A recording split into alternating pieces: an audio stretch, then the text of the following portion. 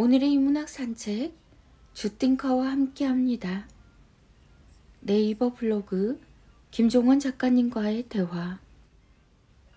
좀 더 아름다운 글을 쓰고 싶다면 이렇게 하자.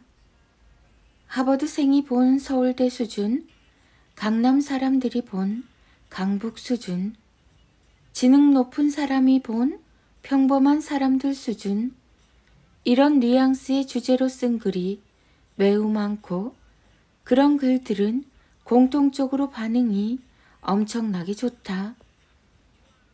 그런데 만약 하버드에서 서울대를 빼고 강남에서 강북을 빼고 높은 지능에서 평범한 사람이라는 키워드를 제외하고 글을 썼다면 같은 내용이라고 해도 반응은 거의 없었을 가능성이 높다. 편을 나누고 극단적으로 갈라야 거기에 반응한 사람들이 찾아와서 글을 쓴 사람이 의도한 것처럼 서로 비난하고 싸우면서 글을 더 유명하게 만든다.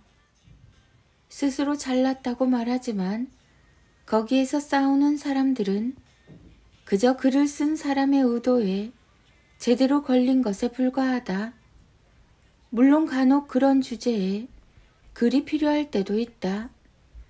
하지만 세상을 생각하고 정말 중요한 자신의 내적 성장을 생각한다면 극단으로 나누어서 분란을 키우는 주제에 글은 쓰지 않는 게 좋다. 타인의 분노와 증오의 힘으로 조회수를 올리는 그런 방식으로는 아무것도 변화시킬 수 없기 때문이다. 내가 보고 느낀 모든 것을 누군가에게 작은 도움이라도 주려는 마음으로 써야 한다. 나는 늙어가는 내가 경이롭다. 태어나면 결국 늙게 된다. 늙는 과정을 두렵게 생각할 수도 있지만 오히려 반대로 이렇게 생각하면 삶이 더 아름다워진다. 늙어가는 경이로운 내 삶의 역사를 놓치지 말고 모두 관전하는 것이다. 이전에 없던 주름 하나가 생기고 얼굴의 전체적인 분위기가 아주 조금씩 변하는 모습이 얼마나 놀랍고 경이로운지 거울에 비친 자신을 보라. 사는 내내 딱 한 번만 볼 수 있는 오직 나만을 위해 준비된 이 놀라운 영화를 놓치지 말자. 내가 나를 사랑하는 동안 인생은 아름다운 것이다. 자신을 바라보는 일이 시시하게 느껴지면 사람은 생기를 잃게 된다. 늙는 건 거부할 수 없는 세상의 이치지만 그럼에도 불구하고 생기를 유지하는 건 내 의지가 결정하는 나의 몫이다. 살아갈 날들을 위한 괴태의식. 김종원. 아이를 한없이 지혜롭게 해주는 부모의 질문. 초등학교에 다니던 시절 하루는 친구와 다투고 돌아왔다. 할머니는 잔뜩 화난 표정에 나를 인자한 표정으로 바라보시며 그 이유를 물었다. 친구가 나한테 바보라고 말했어요. 너무 화가 나요. 그러자 할머니는 바로 내게 이런 질문을 던지셨다.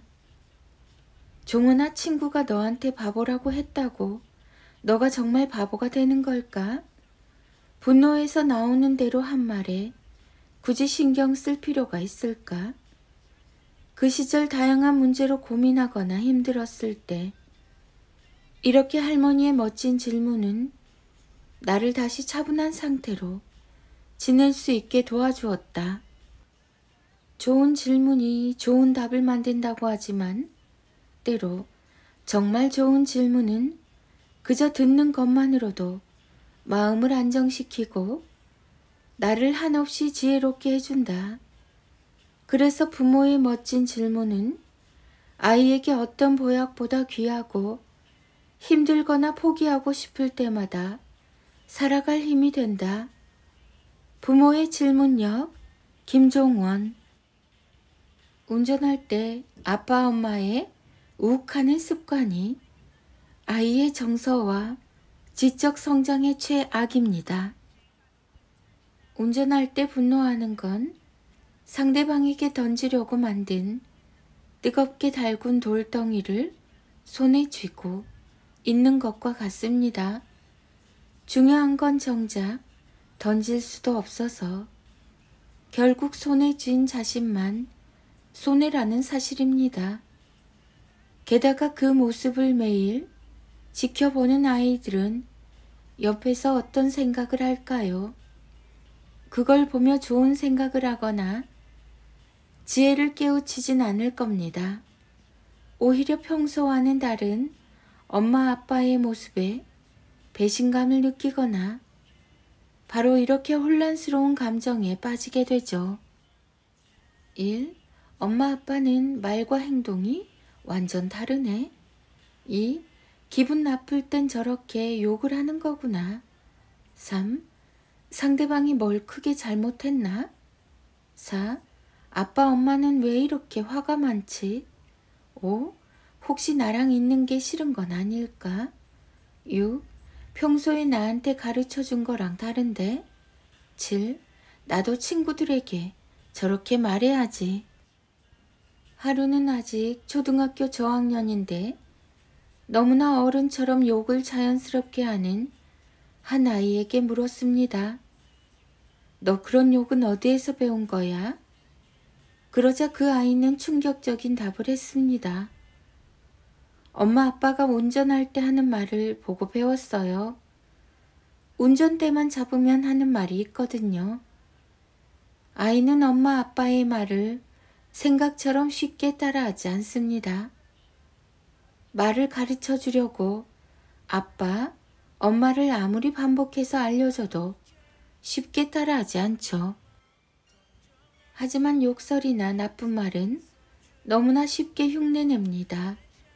운전하다 앞차가 아무런 이유 없이 그 브레이크를 밟아서 참지 못하고 혼자 욕을 했더니 엄마 아빠라는 말도 못하던 아이가 갑자기 부모의 욕설을 그대로 따라서 하는 것처럼 말이죠. 물론 운전을 하다 보면 정말 짜증이 나서 욕이 저절로 나올 때가 있습니다. 하지만 그럴 때 오히려 아빠 엄마가 분노를 참으며 이렇게 말할 수 있다면 아이는 자신의 감정을 제어하는 멋진 방법을 배우며 나쁜 상황을 지혜롭게 벗어날 수 있는 근사한 어른으로 성장하게 됩니다. 1.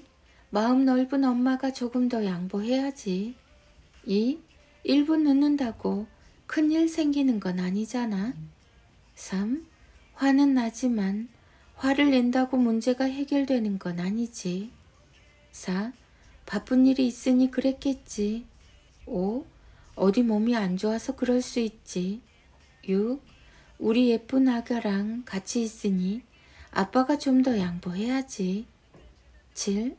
위험한 일이 생겼을 땐 차분한 사람이 이기는 거야. 8. 진짜 강한 사람은 함부로 소리 지르지 않아. 9. 약한 사람들은 할 말이 없을 때 바보처럼 욕을 하는 거야. 10. 뭐든 2번, 3번 생각하면 이해하고 웃으며 넘길 수 있어. 자동차라는 공간 안에서는 온라인 공간 이상으로 익명성이 보장되기 때문에 일상생활을 할 때보다 자유롭게 분노를 표출하게 되죠.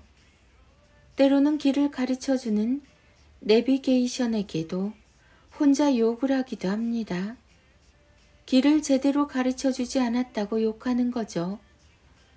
밤에는 부모님이 읽어주는 아름다운 이야기가 가득한 동화책의 내용을 듣다가 갑자기 아침에는 상대방 운전자에게 외치는 부모의 욕설을 아이가 듣게 된다면 과연 옆에서 그 모든 것을 지켜본 아이는 어떤 생각을 하게 될까요? 다 아는 이야기라고 생각할 수도 있습니다. 하지만 괴테가 말했듯 아는 것만으로는 충분하지 않습니다. 반드시 적용해야만 하죠. 또한 의지만으로 충분하지 않습니다. 아는 것을 실행해야 아이를 향한 내 사랑을 완성할 수 있죠. 중요한 사실이 하나 있습니다.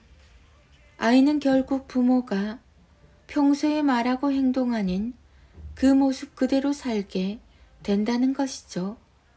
내 아이에게 주고 싶은 아름답고 예쁜 미래를 오늘부터 말과 행동으로 보여주세요. 살아갈 날들을 위한 괴테의식 김종원 작가. 자녀들의 인문학 인력 낭송이 이어집니다. 김종원의 초등필사인력 365 지지하다. 어떤 사람이나 단체의 생각이 동의하여 응원하다. 모든 사람이 나를 좋아할 수는 없어요. 내가 모든 사람을 좋아하지 않는 것처럼 말이죠. 내가 어떤 실수를 해도 여전히 지지해주는 소중한 사람들에게 고맙다고 말할 거예요.